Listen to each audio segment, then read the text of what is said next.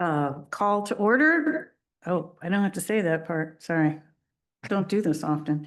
Good evening. It is 5:30 PM on Wednesday, October 22nd, 2025, and this is a special meeting of the Sandpoint City Council. It is now called to order in the council chambers at City Hall, 1123 West Lake Street, Sandpoint.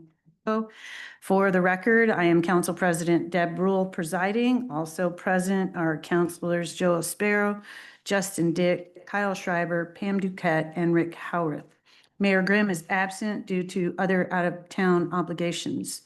Under the city's adopted Code of Ethics and Civility, as presiding officer, I am to identify law enforcement personnel serving as Sergeant at Arms for this evening's meeting. Tonight, we have Police Chief Corey Kuhn. Thank you, Mr. Kuhn. If everyone will please stand, we will recite the Pledge of Allegiance. I pledge allegiance to the flag of the United States of America and to the republic for which it stands, one nation, under God, indivisible, with liberty and justice for all.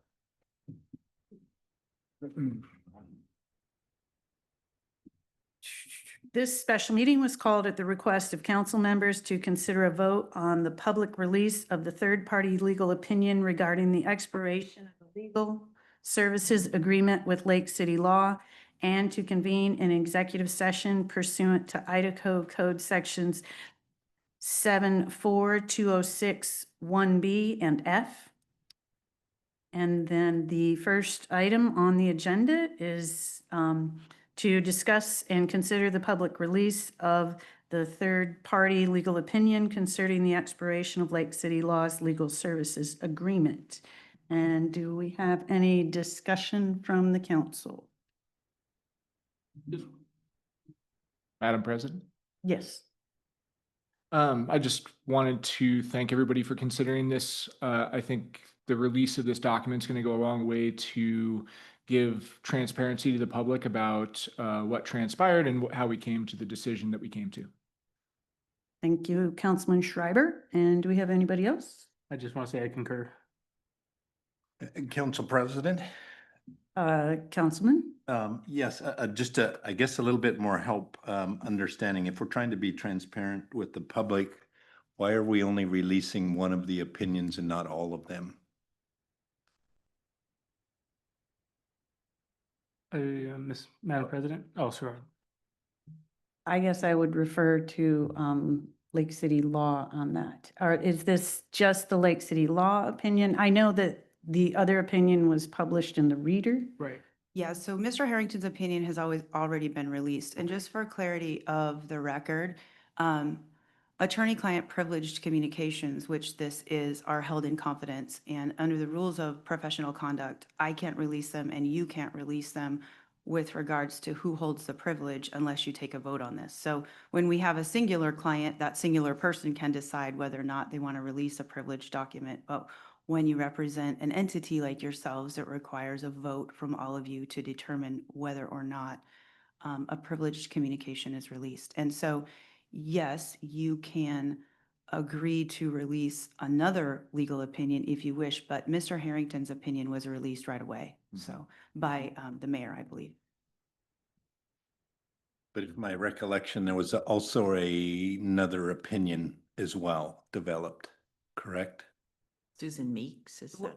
That's the one you're going to take a vote on tonight. Okay. But there's another one besides Mr. Harrington's, I believe.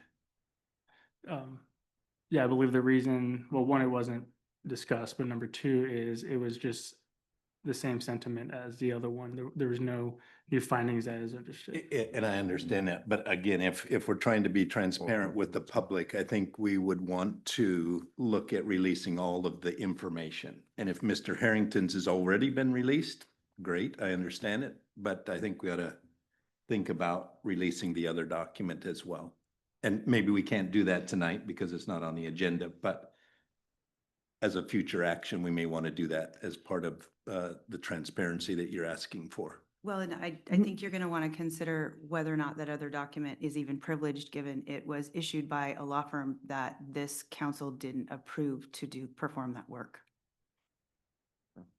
So my understanding is it's privileged or not privileged, but I would encourage you, Councilman Howarth, to bring that forward as an action item if you wish, and we can discuss either whether it is privileged or not privileged, and then the council can take a vote if it's necessary to release it, or it can be released because it's not necessarily. So I would encourage you to have a conversation with legal on that. Thank you. And I would agree that transparency is the utmost importance to give the public a better understanding of why we arrived at the decisions that we arrived at. So totally agree with you, sir. Thank you very much. Any further discussion? This will be a roll call vote, or You actually, need a motion no. first. If somebody needs to make a motion, I guess I can, You can. Somebody make a I mo- make a motion to release a third-party legal opinion. Second. this will be a roll call vote. Counselor Dick, Yes. Counselor Spiro, Yes. Counselor Howard, Yes. Counselor Schreiber, Yes. Counselor Duquette, Yes. Counselor Rule. Yes. Madam President, motion passes. And Madam President, now that that vote has been taken, for clarity for the public, what transpired was, it was my legal opinion at the time that my appointment still maintained after October 1st. As such, it was a conflict of financial interest for me to perform the evaluation for the city.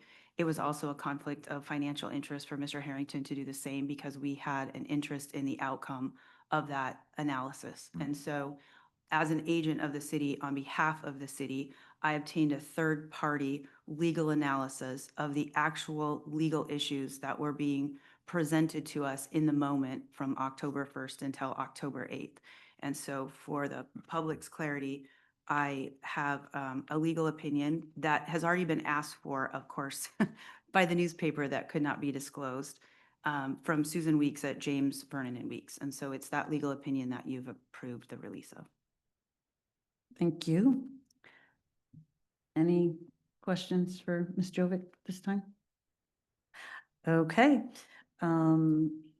So the next thing, for our final item on the agenda, I will entertain a motion to convene an executive session pursuant to Idaho Code Section 74206(1)B and F to consider the evaluation, dismissal, or disciplining of, or to hear complaints or charges brought against a public officer, employee, staff member, or individual agent, and to communicate with legal counsel for the public agency to discuss the legal ramifications of and legal options for pending litigation or controversies not yet being litigated but imminently likely to be litigated as provided in Chapter 1, Title 74, Idaho Code. Is there a motion?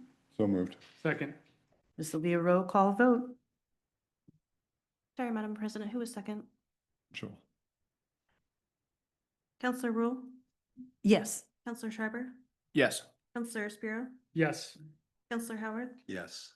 Counselor Duquette, Yes. Counselor Dick. Yes. Madam President, motion passes. At this time, I will ask everyone not participating in the session to please exit the room, and the meeting recording will now end. Good night, and thank you, everyone who attended this evening.